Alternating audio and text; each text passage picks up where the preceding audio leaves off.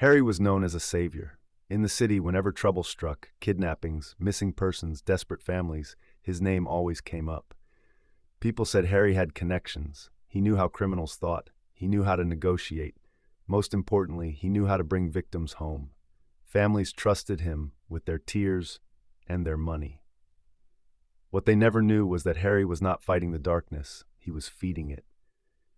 Behind closed doors, Harry worked hand in hand with kidnappers. He arranged the abductions, selected the victims, and calculated the ransoms.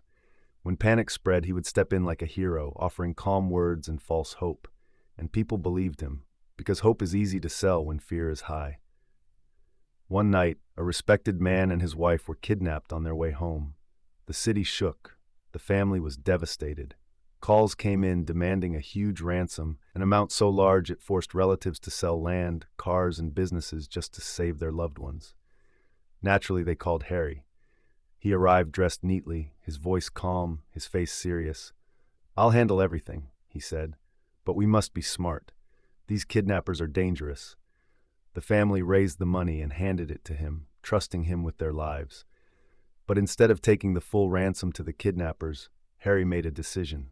Greed whispered louder than caution. He secretly removed a large portion of the money and returned to the family with a convincing lie. "I had to take some out," Harry explained. "I'm installing a tracking microchip inside the ransom bag. It will help the police trace the kidnappers after the exchange." The family hesitated, but fear silenced their doubts. They agreed. The exchange happened.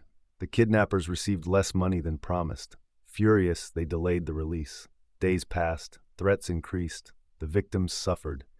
Meanwhile, Harry lived comfortably, hiding the stolen cash, pretending to make calls, pretending to negotiate, pretending to care. But lies are heavy, and the truth, no matter how buried, always finds air. One of the kidnappers, suspicious about the missing money, revealed everything when arrested, naming Harry as the mastermind behind several kidnappings. The city was shocked. The man they trusted was the monster they feared. Harry was arrested in shame, exposed before the same people who once praised him. The man and his wife were eventually rescued, traumatized but alive. And the city learned a painful lesson. Sometimes the person claiming to save you is the one who puts you in danger. Harry was known as a savior. In the city, whenever trouble struck, kidnappings, missing persons, desperate families, his name always came up. People said Harry had connections. He knew how criminals thought. He knew how to negotiate. Most importantly, he knew how to bring victims home. Families trusted him with their tears and their money.